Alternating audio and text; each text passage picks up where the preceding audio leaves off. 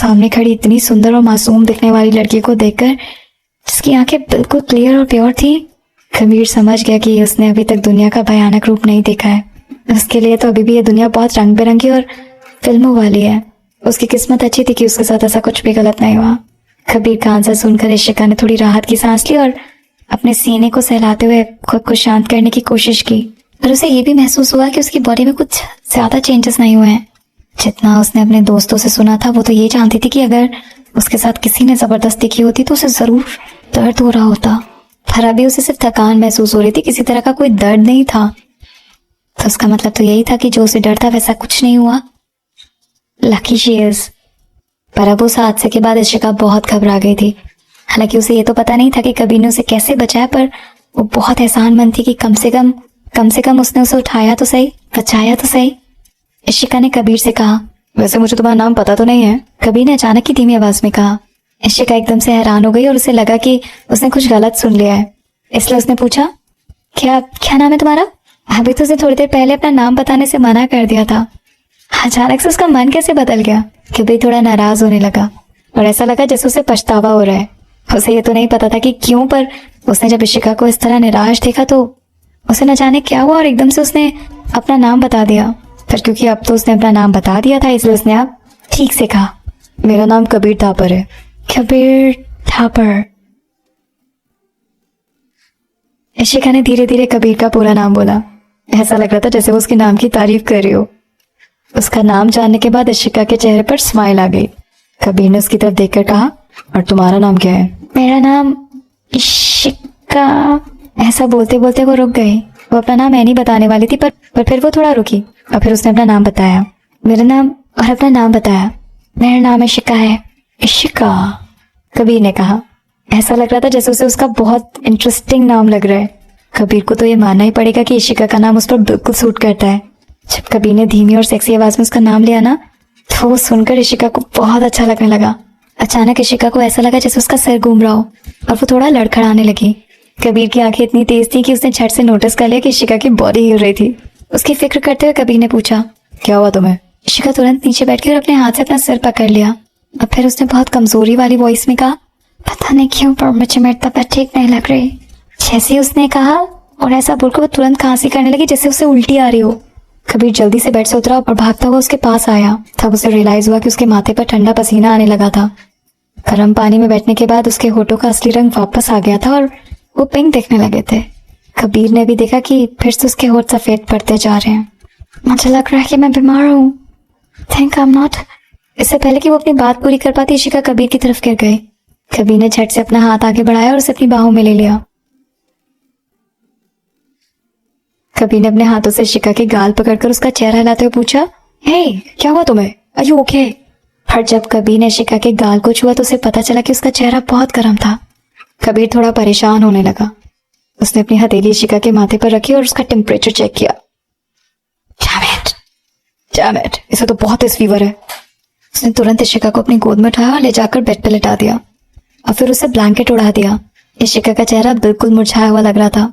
ऐसा लग रहा था जैसे उसे बहुत तकलीफ हो रही है। उसने धीरे धीरे आंखें खोली और अपने सीने पर हाथ रखा। ऐसा लग रहा था जैसे शायद उसे सांस लेने में तकलीफ हो रही है। उसने कबीर की तरफ देखकर कहा, मुझे बहुत अजीब लग रहा है। I'm very much uncomfortable. Please help. Kabir ने कहा, बस थोड़ी देर बर्दाश्त करो, मैं अभी डॉक्टर को बुलाता हूँ। इशिका एक छोटे बच्चे की तरह करा रही थी। उसकी तबीयत सच में बहुत ज्यादा खराब थी। पहले भी कई बार वो बीमार पड़ी है, पर जितना अनकंफर्टेबल उसे आज महसूस हो रहा था, इससे पहले कभी नहीं हुआ था। उसे ऐसे लग रहा था जैसे उसके पूरे शरीर में ठंड और गर्म करंट एक साथ दौड़ रहा है। कबीर ने साइड में रखा हुआ फोन उठाया और बहुत सीरियस एक्सप्रेशन के साथ उसने अपने असिस्टेंट का नंबर डायल किया। जैसे ही फोन कनेक्ट हुआ, अपने असिस्टेंट के कुछ बोलने से पहले उसने फटाफट ऑर्डर कर दिया, एक डॉक्टर को भेजो जल्दी। वो असिस्टेंट हैरान हो गया। अरे क्या हुआ सर? कबीर सर, क्या हुआ? आपको चोट लग गई क्या सर? कबीर का मन नहीं था उसको पूरी बात समझाने का, इसलिए उसने बात को टालते हुए कहा, मैंने तुम्हें बोला था उसको कॉल करने को।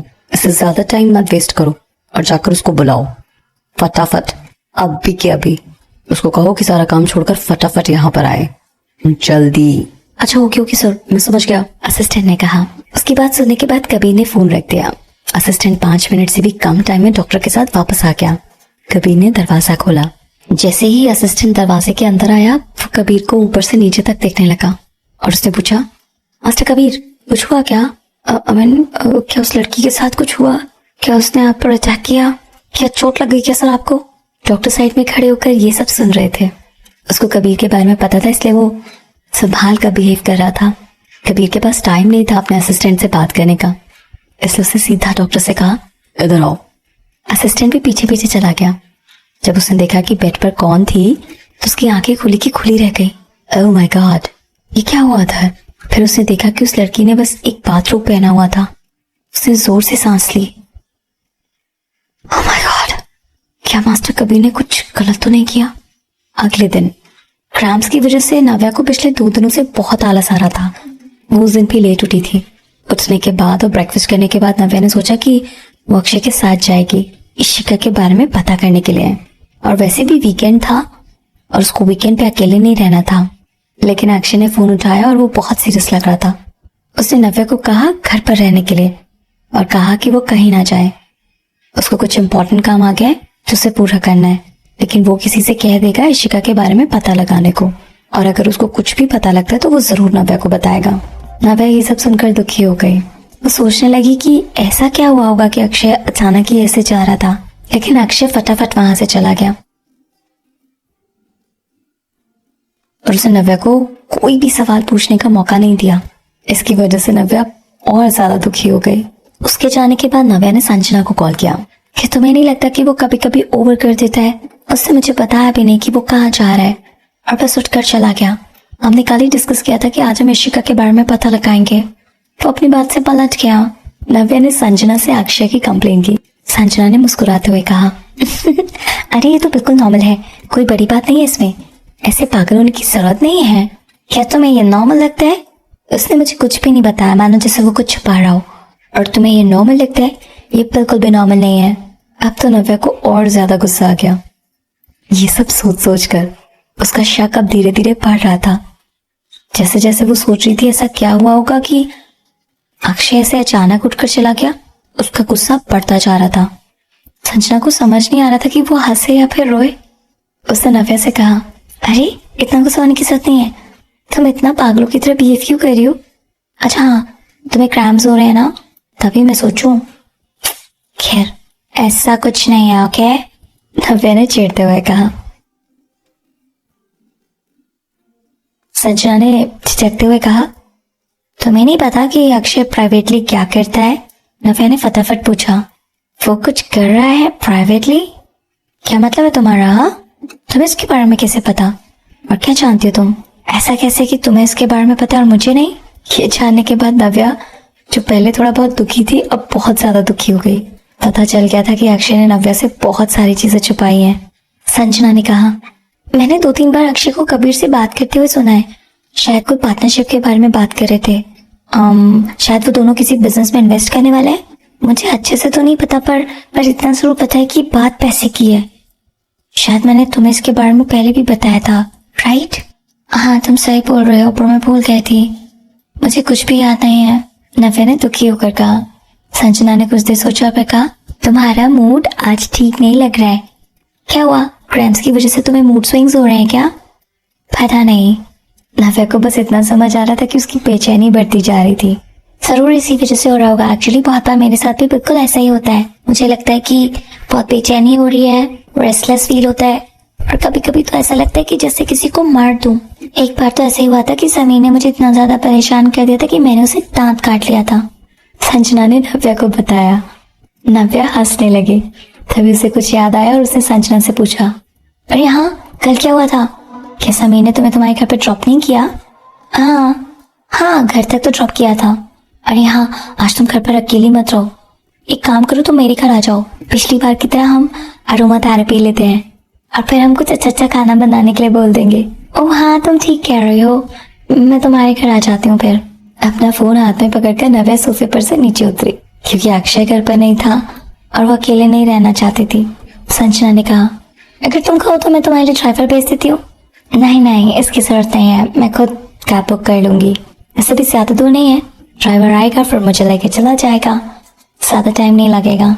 ठीक है, फिर तुम जल्दी जल्दी से आ जाओ, फोन रखने के बाद नव्या कपड़े बदलने के लिए कमरे में चली गई और जल्दी से कपड़े बदलकर एक बैग लेकर घर से निकल गई। कैब में अभी नव्या सोच ही रही थी कि अक्षय को कॉल करके बताए या नहीं कि वो संजना के घर जा रही है कि तभी उसका फोन बजने लगा। जब उसने अपना फोन देखा तो वो अक्षय का कॉल नहीं था, कॉलर आईडी पर किसी और का नाम था। नव्या ने फोन उठाया और कहा, रोहित क्या हुआ, क्या बात है?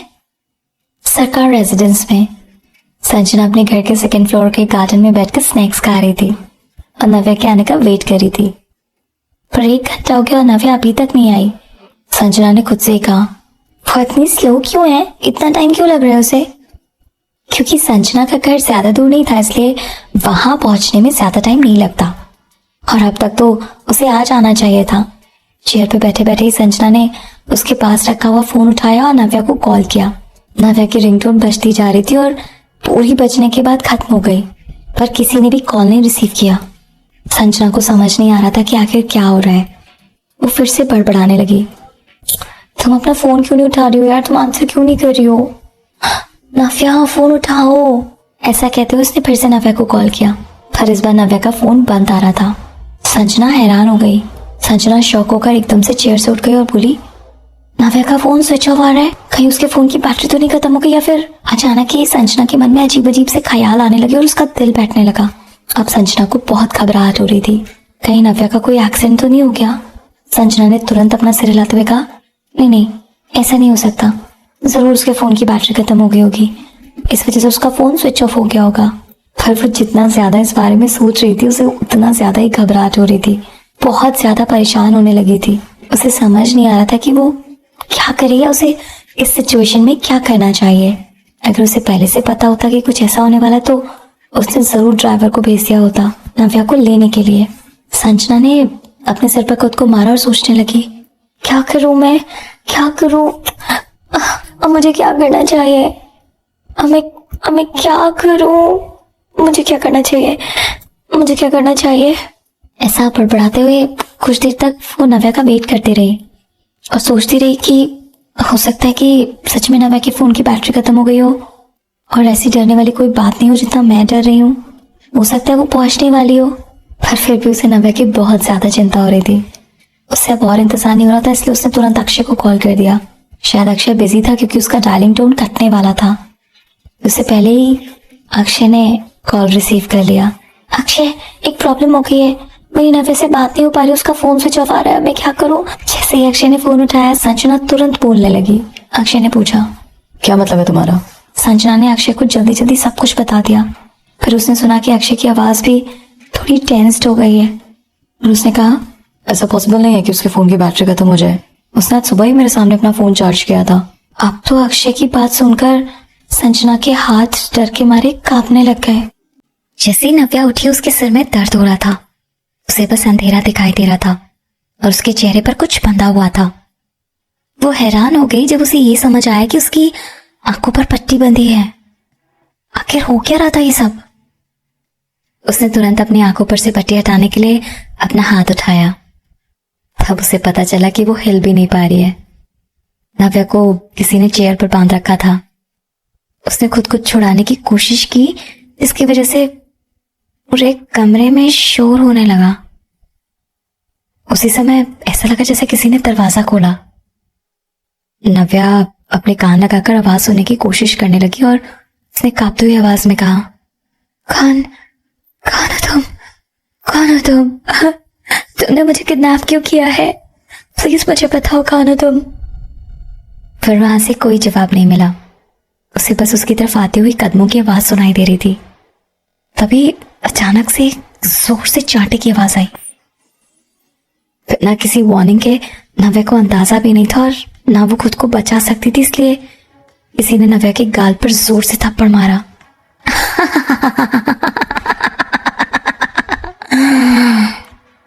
और ऐसे ही एक लड़की की हंसने की आवाज आई। नव्या को बहुत ज्यादा गुस्सा आ रहा था। उसे समझ नहीं आ रहा था कि क्यों उसके साथ ऐसा हो रहा है और ये सब क्या हो रहा है। फिर उसे अचानक लगा जैसे ये आवाज उसने पहले कहीं सुनी है। अचानक से किसी ने अपने हाथ से नव्या के बाल पकड़ ली। नव्या को उसके पीछे से एक आवाज सुनाई दी, नव्या ओ नव्या, आखिर तुम मेरे हाथ लगी गई। नव्या ये सुनकर बहुत शॉक हो गई। उसने कहा, रिया, क्या तुम रिया हो? उस लड़की ने बहुत खुश होते हुए कहा, हाँ, मैं रिया हूं। मैं रिया हूं। रिया ने छुपने की बिल्कुल भी कोशिश नहीं की और खुद मान लिया कि वो सब उसने किया है। उसने बहुत जोर से नव्या के बाल खींचे। रिया नव्या के इतनी जोर से बाल खींच रही थी कि उसके स्कैल्प सुन पड़ रहे थे। नव्या को साफ साफ समझ आ रहा था कि रिया उससे कितनी नफरत करती है। नव्या जानना चाहती थी कि रिया ये सब क्यों कर रही है, इसलिए उसने पूछा, रिया, तुम क्या करना चाहती हो मेरे साथ? तुम्हें जरा भी डर नहीं लग रहा कि तुम्हें अक्षय ने ढूंढ लिया तो? अगर उसे पता चल गया तो? एक और थप्पड़ की आवाज अचानक से बहुत जोर से नव्या के गाल पर पड़ा। रिया की आंखें गुस्से से लाल हो गई थी। उसने नव्या की तरफ देखते हुए कहा, शट अप, बिल्कुल चुप हो जाओ। नव्या, वैसे भी तुम्हारी मौत तुम्हारे बहुत करीब है और अब भी तुम्हें अक्षय का नाम लेने से डर नहीं लग रहा? और क्या तुम अभी भी मुझे अक्षय के नाम से डराने की कोशिश कर रही हो? तुम अपनी एक एक सांसों को बचाने के बारे में सोचो, क्योंकि तुम्हारे पास बहुत कम टाइम बचा है। रिया की बात सुनकर नव्या डर गई। मौत उसके करीब है? रिया की बातों से सिर्फ नफरत झलक रही थी। अगर तुमने अक्षय को सेड्यूस नहीं किया होता तो अक्षय ने कभी भी मुझे इतनी बुरी तरह से ट्रीट नहीं किया होता। सब तुम्हारी गलती है। तुम्हारी वजह से मुझे बिरला हाई से निकाल दिया गया। अब तुम्हारी वजह से मेरे पास और ऑप्शन नहीं बचे और सेकंड रेट कॉलेज में जाना पड़ रहा है मुझे। मैं नहीं जाना चाहती थी उस घटिया कॉलेज में। तुम क्यों उस कॉलेज में रहो और खुश रहो? क्यों, जबकि मैं सेकंड रेटेड कॉलेज में हूं और तुम बिरला हाई में? श्रिया ने गुस्से में नव्या को 2-3 थप्पड़ और जड़ दिए। नव्या को आज तक कभी किसी ने इस तरह से ट्रीट नहीं किया था। नव्या को कुछ समझ नहीं आ रहा था और उसे थोड़ा डिसओरिएंटेड फील हो रहा था। रिया ने अचानक चलना बंद कर दिया और गुस्से में चुपचाप नव्या के चेहरे की तरफ देखती रही। उसकी बड़ी बड़ी आंखें बहुत डरावनी लग रही थी। तुम बहुत ही घटिया और गिरी हुई लड़की हो। तुम कहीं अक्षय के बच्चे के साथ प्रेग्नेंट तो नहीं हो? हाँ, बोलो बोलो। इस शक की वजह से रिया का गुस्सा और नफरत और ज्यादा बढ़ती जा रही थी। वैसे भी जब रिया ने नव्या को किडनैप किया था तो उसका इरादा ये नहीं था कि वो नव्या को ऐसे ही छोड़ देने वाली है। उसने पहले ही सोच लिया था कि नव्या को या तो हैंडीकैप बना देगी या फिर जान से मार देगी। रिया बहुत ज्यादा गुस्से में थी। वो अपने दांत चबाने लगी और नव्या को किक करने लगी। फिर अचानक से पीछे से किसी ने उसे पकड़ लिया। रिया ने पीछे मुड़कर देखा और उस इंसान को चिल्लाते हुए कहा, तुम मुझे क्यों खींच रहे हो? क्या हुआ है तुम्हें? हाँ, तुमसे देखा नहीं जा रहा क्या? ओह, मैं तो भूल गई कि तुम इसे पसंद करते हो, राइट? उस आदमी ने कोई जवाब नहीं दिया, बस रिया को पकड़ कर रखा और वो खुद को छुड़ाने की कोशिश करती रही और वो आदमी रिया को छोड़ नहीं रहा था। रिया ने नव्या की तरफ देखा और फिर गुस्से से उस लड़के से कहा, रोहित, ध्यान से देखो, ये लड़की प्रेग्नेंट है अक्षय के बच्चे के साथ। क्या तुम अभी भी इसे लाइक करते हो? नव्या ये सुनकर हैरान हो गई। रोहित, नव्या ने जो भी सुना, जो अभी अभी सुना, क्या उस पर यकीन कर पाएगी? नव्या को यकीन नहीं हो रहा था। क्या सच में रिया ने अभी रोहित का नाम लिया? नहीं, इम्पॉसिबल। रोहित कैसे हो सकता है? अब उसका शरीर कांपने लगा। वो ध्यान से उस आदमी की बातें सुनने लगी जो रिया से बात कर रहा था। क्या वो सच में रोहित था? हो सकता है कि वो कोई और इंसान हो जिसका नाम रोहित हो। नव्या ने अपनी उम्मीद बनाए रखने के लिए बार बार बोलने की कोशिश की, नहीं, ये रोहित नहीं है, ये रोहित नहीं है, ये रोहित हो ही नहीं सकता। फिर धीरे धीरे उसका दिल बैठने लगा और उसकी उम्मीदें टूटती जा रही थी। नव्या को बार बार बोलते हुए सुनकर रिया हंसने लगी और जानबूझकर उसकी उम्मीदें तोड़ने के लिए उसका मजाक उड़ाते हुए बोली, ओ नव्या, तुम सच में कितनी स्टूपिड हो। या तुम भूल गई हो कि तुम्हें यहाँ पर किसका कॉल आया था? अगर रोहित तुम्हें यहाँ बुला नहीं लाता तो हम कभी तुम्हें पकड़ नहीं पाते। ये सुनकर नव्या हैरान हो गई। रिया जोर जोर से हंसने लगी और बोली, क्या हुआ? क्या हुआ? तुम्हें अभी भी नहीं लग रहा कि रोहित ने तुम्हें धोखा दिया है? और अचानक ही नव्या के चेहरे पर बंधा हुआ कपड़ा नीचे खींच दिया गया। रिया ने कहा, लो खुद देख लो। पर नव्या ने अपनी आंखें बंद रखी क्योंकि उसने इतनी तेज अपने लिप्स काटे कि उसके लिप्स नीले पड़ गए थे। नहीं, नव्या नहीं देखना चाहती थी। उसकी आंखों से आंसू निकलने लगे, उसके होंठ और ज्यादा कांपने लगे। किसी से नव्या की ऐसी हालत नहीं देखी गई और वो वहां से जाने के लिए पीछे मुड़ा। तभी रिया ने उसे पकड़ लिया और कहा, तुम कहाँ जा रहे हो? उसे तुम्हें देखने दो। उसे पता चलना चाहिए कि तुमने उसे पता चलना चाहिए कि उसे धोखा किसने दिया है। बस बहुत हो गया, किसी ने चिल्लाकर कहा। ये जानी पहचानी आवाज सुनकर नव्या का पूरा शरीर कांपने लगा। आखिरकार नव्या ने अपनी आंखें खोली। उसके सामने खड़े जिस इंसान को रिया ने रोका था वो कोई और नहीं बल्कि रोहित था। ये देखकर नव्या की आंखों में आंसू भर गए। इसकी वजह से उसे कुछ भी ठीक से दिखाई नहीं दे रहा था। नव्या बहुत रो रही थी और खुद को संभालते उसने कहा, क्यों किया तुमने रोहित ऐसे? रोहित, तुमने ऐसे क्यों किया मेरे साथ? रोहित। नव्या का रोना सुनकर रोहित सिर से लेकर पांव तक उसकी बॉडी बस स्टिफ हो गई थी। उसकी हिम्मत नहीं हो रही थी कि वो पीछे मुड़े और नव्या को देखे। रिया ने दरवाजे के पास खड़े बॉडीगार्ड को इशारा करते हुए दरवाजा बंद करने को कहा ताकि रोहित बाहर ना जा सके। फिर रिया चलकर नव्या के पास गई और नव्या का दुखी चेहरा देखकर खुश होते हुए बोली, ओ नव्या, मुझे तुम पर दया आ रही है और मैं तुम्हें कुछ ऐसी चीजें बताना चाहूंगी जो सुनकर तुम हैरान हो जाओगी। शायद तुम्हें पता नहीं है ना, तुम्हारी और अर्जुन की फोटो जो कॉलेज के बुलेटिन बोर्ड पर और कॉलेज फोरम में पोस्ट की गई थी, तुम्हें पता है वो सब किसने किया था? रिया को देखकर ऐसा लग रहा था जैसे उसने कोई लॉटरी जीत ली हो। रिया की खुशी का कोई ठिकाना नहीं था।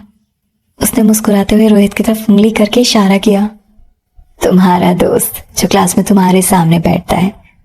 उसने ऐसी और भी बहुत सारी चीजें की जिसके बारे में तुम्हें कुछ नहीं पता। इन फोटो को देखो, इसने मुझे ये सारी फोटोज दी थी। रिया ने उसके साइड में रखे हुए टेबल पर से कुछ फोटोज उठाया और नव्या को फोटो दिखाने लगी। उसमें नव्या और अक्षय की बहुत सारी फोटोज थी। वो सब अक्षय और नव्या की क्वींस विला के अंडरग्राउंड पार्किंग लॉट की फोटोज थी। कुछ फोटोज लग्जरियस क्लब हाउस के एंट्रेंस की थी। नव्या का रोना सुनकर रोहित चुपचाप अपनी जगह पर खड़ा रहा। उसे मुड़कर नव्या के चेहरे की तरफ देखने में भी डर लग रहा था। रोहित ने जोर से अपनी मुट्ठी बांध ली। उसके नाखून उसकी हथेलियों में घुसते जा रहे थे। नव्या, I'm sorry नव्या। रोहित का चेहरा देखकर ऐसा लग रहा था जैसे उसे बहुत दुख हो रहा है। उसने अपनी आंखें बंद कर ली। ये सब देखकर रिया बहुत खुश हो रही थी। ऐसा लग रहा था वो ये कोई शो एंजॉय कर रही है और वो बहुत मजे ले रही है। नव्या का रोता हुआ चेहरा देखकर उसे बहुत मजा आ रहा था और उसे लगा जैसे आज से पहले उसे इतनी खुशी कभी नहीं मिली। उस पल में उसे ऐसा महसूस हो रहा था जैसे वो कोई रानी और उसके हाथों में नव्या की किस्मत। अगर वो चाहेगी तो नव्या तड़पेगी, वो चाहेगी तो नव्या रोएगी, अगर वो चाहेगी तो नव्या मर जाएगी और नव्या के पास कोई रास्ता नहीं होगा, उसे मरना ही होगा क्योंकि ऐसा रिया चाहेगी। ये सब फीलिंग्स रिया को बहुत खुशी दे रही थी। रिया ने स्माइल की और उसके पीछे खड़े एक आदमी को इशारा किया। वो आदमी आगे बढ़ा और उसने रिया के हाथों में चाकू दे दिया। उसने धीरे से ब्लेड निकाली और उसकी चमक की तरफ देखकर खुश होने लगी। ऐसा लग रहा था कि वो सोच रही है कि अगर इस ब्लेड से फ्लैश को काटा गया तो कैसा लगेगा। नव्या, तुम्हें खूबसूरत होने पे बहुत घमंड है ना? तुम्हारा चेहरा बहुत खूबसूरत है ना? ओह, तुम्हारे इस चेहरे की वजह से इतने सारे लड़के तुम्हारे आगे पीछे घूमते हैं ना? मुझे लगता है अक्षय भी तुम्हारे इस चेहरे की वजह से ही तुम्हें पसंद करता है, राइट? ओह, और तुम्हारी इस हॉट बॉडी की वजह से। रिया चलकर नव्या के पास गई और जानबूझकर उसे डराने की कोशिश करने लगी। वो नव्या की आंखों के सामने हवा में ब्लेड से स्ट्रोक्स बनाने लगी। ये देखकर नव्या दुखी थी और उसे रिया की इन घटिया हरकतों से कोई फर्क नहीं पड़ रहा था। उसे लगा जैसे रिया की आंखें बहुत ज्यादा डरावनी थी, किसी पागल की तरह जिसका दिमाग खराब हो गया है बिल्कुल। रिया ने चाकू की नोक नव्या के सीने की तरफ पॉइंट की। उसने बहुत आराम से कहा, तुम्हें क्या लगता है अगर मैं तुम्हारे सीने में छेद कर दूं तो क्या तब भी वो तुम्हारी इस बॉडी को लाइक करेगा? फिर वो चाकू को नव्या के चेहरे के पास ले गई और बोली, तुम्हारे इस चेहरे पर कितने कट्स करने चाहिए मुझे? हाँ। वहां पूरा एटमॉस्फेयर बहुत टेंशन वाला हो गया था। वो चमकता हुआ चाकू नव्या के गोरे चेहरे के पास चमक रहा था। रिया घूर कर नव्या को देखने लगी और धीरे धीरे उसकी आंखें लाल हो गई। उसकी आंखों में नव्या के लिए नफरत बढ़ती जा रही थी। नव्या अपने चेहरे पर चाकू की ठंडक महसूस कर पा रही थी। नव्या की हिम्मत नहीं हो रही थी कि वो जरा भी हिले और डर के मारे उसकी बॉडी कांप रही थी। नव्या ने कुछ भी नहीं कहा क्योंकि उससे रिया का गुस्सा और बढ़ सकता था और वो जानती थी कि रिया सच में कुछ भी कर सकती है, क्योंकि ऐसा लग रहा था जैसे वो इस दिन का बहुत टाइम से इंतजार कर रही थी। नव्या अब अपनी किस्मत के आगे हार मान चुकी थी। उसने जीने की सारी उम्मीदें छोड़ दी थी। नव्या ने अपनी आंखें बंद कर ली और दर्द महसूस करने के लिए वेट करने लगी। रिया ने ध्यान से नव्या के एक्सप्रेशन देखकर गुस्से में चिल्लाते हुए बोली, रो, अपनी जान की भीख मांग मुझसे, गिड़गिड़ा मेरे सामने और फिर मैं सोचूंगी कि तुझे मारना है या छोड़ना है या फिर नहीं। वो नव्या के एक्सप्रेशंस देखकर ये बिल्कुल एक्सपेक्ट नहीं कर रही थी। वो नव्या को कचरे की तरह अपने कदमों के नीचे कुचल कर रखना चाहती थी। वो चाहती थी कि नव्या डर के मारे चिल्लाए। इतना ज्यादा डर होना चाहिए उसकी आंखों में कि वो रिया के सामने रोए, गिड़गिड़ाए, उसे छोड़ देने की भीख मांगे। इस तरह नहीं, इतनी शांति से और इतनी जल्दी से ये सब खत्म नहीं हो सकता था। रिया के मन में नव्या के लिए जो नफरत थी उसकी कोई हद नहीं थी। नव्या के चेहरे पर चाकू रखने के बाद भी वो डर क्यों नहीं रही थी, चिल्ला क्यों नहीं रही थी, वो रो क्यों नहीं रही थी, या वो उससे रहम की भीख क्यों नहीं मांग रही थी। रिया ने फिर से गुस्से में चिल्लाते हुए कहा, मैंने कहा रो मेरे सामने, चिल्ला मेरे सामने, सुना तूने, रो। रिया ने गुस्से में नव्या को जोर से खींचा ताकि वो जो बोल रही है नव्या वैसा ही करे। फिर नव्या ने अपनी तिरछी नजरों से रिया की तरफ देखा। उसकी आंखों में अभी भी आंसू थे, पर उसकी आंखों के आंसू उसे कमजोर नहीं बना रहे थे। वो बिल्कुल शांत थी, हालांकि उसका शरीर कांप रहा था। वो बहुत नफरत से रिया की तरफ देख रही थी। नव्या ने धीरे से कहा, रिया क्या बैठा, मैं तुम्हारे सामने भीख नहीं मांगने वाली हूँ। नव्या की बात सुनकर रिया को और ज्यादा गुस्सा आ गया और उसने कहा, तुम्हें क्या लगता है कि तुम्हें अक्षय का सपोर्ट है इसलिए मैं तुम्हारे साथ कुछ नहीं कर सकती? हाँ ठीक है, तो फिर अब मैं तुम्हें दिखाती हूँ कि मैं तुम्हारा चेहरा कट कैसे करती हूँ। देखते हैं उसके बाद भी अक्षय तुम्हें पसंद करता है या नहीं। उसने अपना चाकू शिफ्ट किया और अभी उसका हाथ नव्या को काटने वाला था कि तभी अचानक नव्या जोर जोर से हंसने लगी।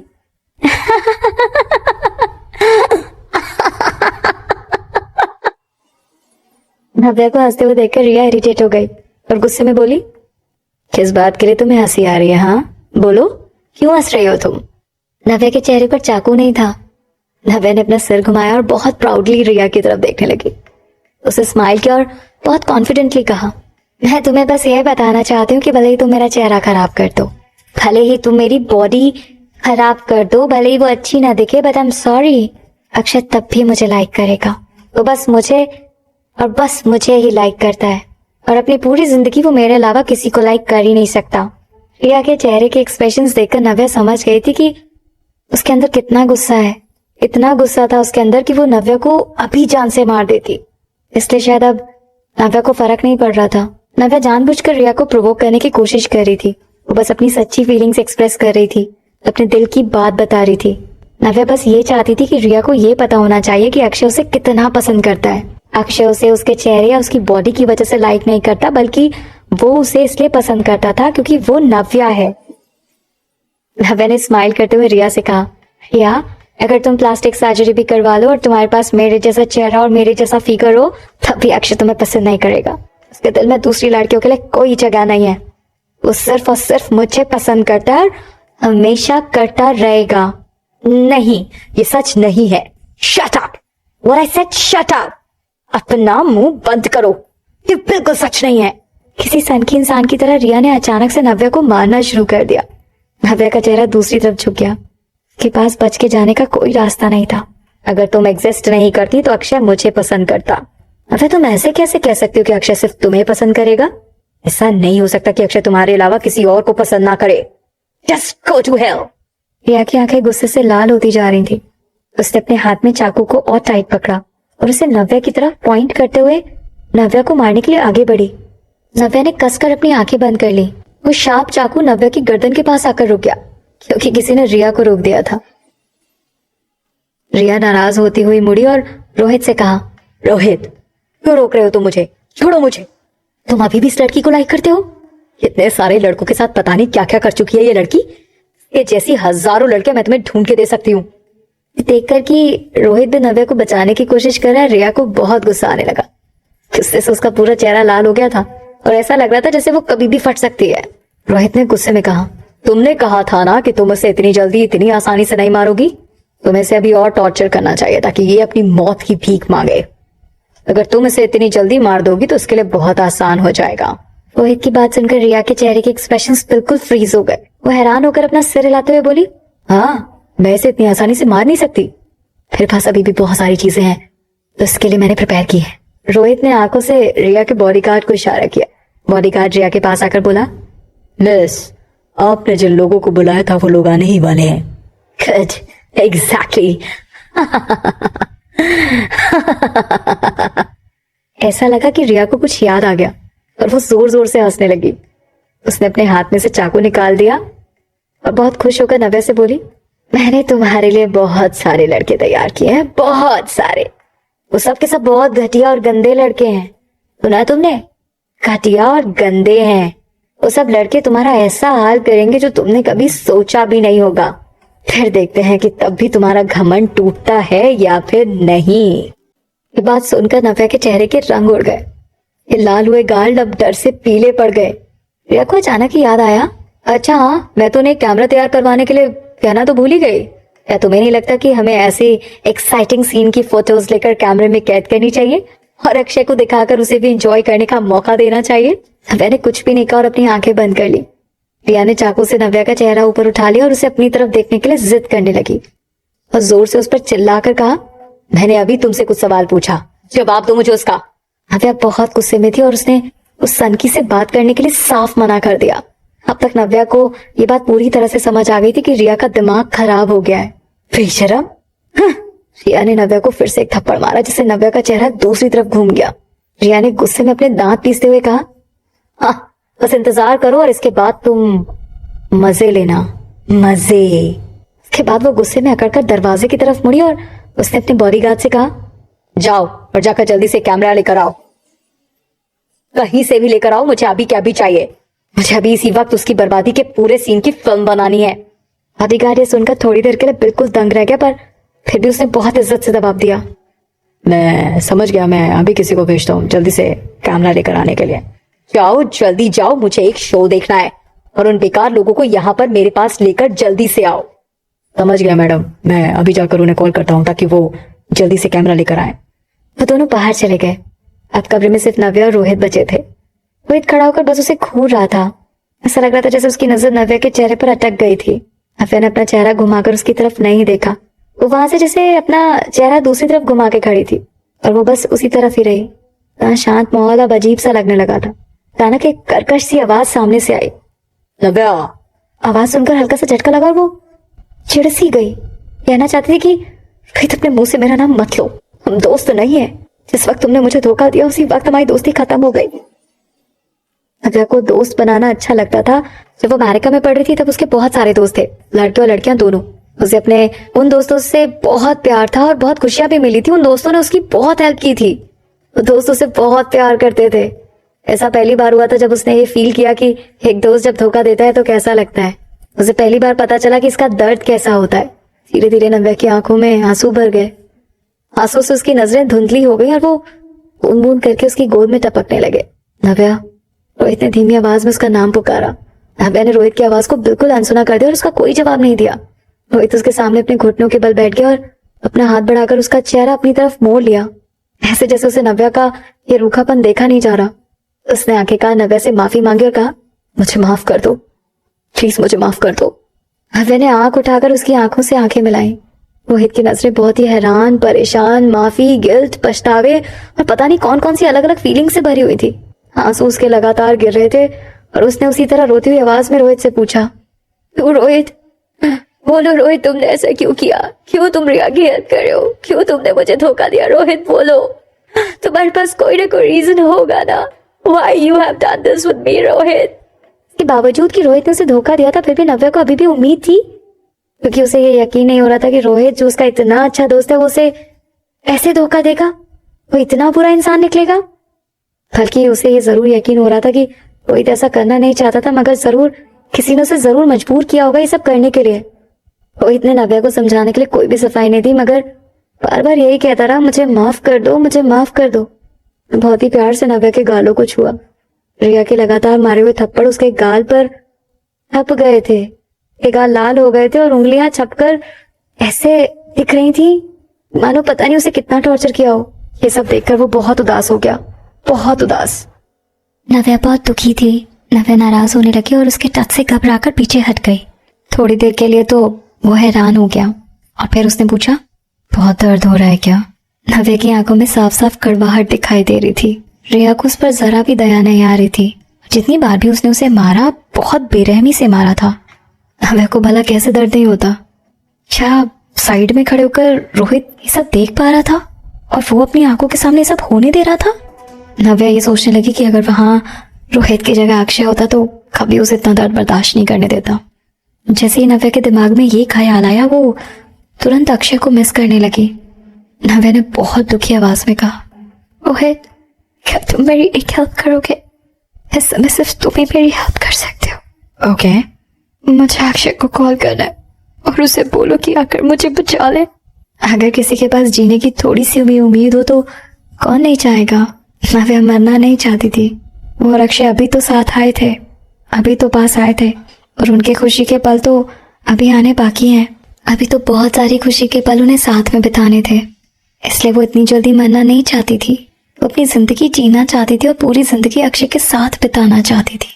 नव्या की बात सुनकर कुछ देर के लिए रोहित हैरान हो गया और फिर उसने अपना हाथ हटा लिया। उसने नाराज होते हुए कहा, नहीं, मैं तुम्हारी कोई मदद नहीं कर सकता। नव्या ने बहुत दुखी होकर पूछा, क्यों रोहित? क्या तुम चाहते हो कि मैं मर जाऊं? क्या तुमने मुझे कभी भी अपना दोस्त नहीं समझा? क्या तुम सच में चाहते हो कि मैं मर जाऊं? हमेशा से रोहित नव्या के साथ बहुत अच्छा था, यहाँ तक कि उसे नव्या के टेस्ट भी याद थे और कई बार नव्या के लिए स्ट्रॉबेरी मिल्क और सैंडविचेस भी वो लेकर आता था। अचानक से वो इस तरह से क्यों उसे ट्रीट कर रहा था? नव्या को कुछ समझ नहीं आ रहा था। फिर जैसा रिया ने कहा वही सच था, तो रोहित उसे पसंद करता था, तो क्या उसका प्यार नफरत में बदल गया? पर उसे यकीन नहीं हो रहा था कि रोहित ऐसा इंसान है। अचानक उसे याद आ गया कि थोड़ी देर पहले उसने रिया से क्या कहा था। उस पल में उसे ऐसा लगा जैसे उसके शरीर का पूरा खून सूख गया था और उसका दिल सहम गया था। इसका मतलब उसे पहले से पता था कि रिया उसके साथ क्या करने वाली है ना? इसके बावजूद भी उसने रिया की मदद की और उसका साथ दिया। पर क्यों? उसे सच में समझ नहीं आ रहा था कि आखिर रोहित ने ऐसा क्यों किया है उसके साथ। अब नव्या के पास जो भी थोड़ी उम्मीद बची थी वो सब टूट गई थी। नव्या ने हैरान होकर रोहित की तरफ देखा और उसे पूछा, तुम मेरे साथ ये सब क्यों कर रहे हो रोहित? प्लीज मुझे आंसर करो, तुम ये सब मेरे साथ क्यों कर रहे हो? भले ही नव्या ने आज तक रोहित के लिए कुछ भी नहीं किया था, पर हमेशा से वो उसे अपना एक अच्छा दोस्त समझती थी। रोहित ने गहरी सांस ली और ऐसा लगा जैसे वो खुद को रोकने की कोशिश कर रहा है। वो जिस तरह से नव्या की तरफ देख रहा था उसके एक्सप्रेशंस बहुत कॉम्प्लिकेटेड थे। रोहित ने नव्या की बात का कोई जवाब नहीं दिया और सिर्फ चुपचाप उसकी तरफ देखता रहा। उसके चेहरे पर एक तड़प, एक उदासी थी। ऐसा लग रहा था जैसे वो नव्या को अपनी यादों में बहुत गहरी तरह से बसा रहा था। नव्या की आंखों से आंसू गिरते रहे और उसने रोहित से मदद के लिए गुहार लगाना बंद कर दिया। वैसे भी अब उसे रोहित से कोई उम्मीद नहीं थी। आंखों में आंसू होने की वजह से नव्या को कुछ ठीक से दिखाई नहीं दे रहा था। इसलिए भले ही वो रोहित की तरफ देख रही थी, पर उसे उसके एक्सप्रेशंस दिखाई नहीं दे रहे थे। थोड़ी देर बाद आखिरकार रोहित उठकर खड़ा हुआ। नव्या रोहित की तरफ नहीं देख रही थी। ऐसा लग रहा था जैसे अब वो बहुत ज्यादा थक गई है। दूर एक ही डायरेक्शन में देख रही थी। ऐसा लग रहा था जैसे उसके शरीर में कोई जान नहीं बची है। रोहित धीरे धीरे बाहर की तरफ जाने लगा। दरवाजे के पास खड़े होकर उसने बहुत हार्श आवाज में कहा, हाँ, मैंने तुम्हें एक दोस्त की तरह ट्रीट किया। मैंने तुम्हें एक दोस्त की तरह ही ट्रीट किया है। थोड़ी देर वो वहीं खड़ा रहा। ऐसा लगा जैसे वो नव्या के रिएक्शंस का वेट कर रहा है। फिर कुछ मिनट बाद भी नव्या की तरफ से कोई आवाज नहीं आई। ऐसा लगा जैसे वो सो गई है। रोहित की आंखों में कई सारे इमोशंस उमड़ आए और वो रूम से बाहर चला गया। नव्या ने जो भी सुना था वो रोहित ने कहा। फिर उसने उसका कोई जवाब नहीं दिया और ना ही उसके पास उसका कोई जवाब था, क्योंकि वो बातें बेकार थी, उनका कोई मतलब नहीं था। अब बात ये नहीं थी कि रोहित ने उसे पहले दोस्त समझा था या नहीं और दोस्त की तरह ट्रीट कर रहा था या नहीं। अब नव्या सिर्फ यही बात जानती थी कि उसने नव्या को धोखा दिया था, उसका भरोसा तोड़ दिया था और धोखे के लिए कोई माफी नहीं होती।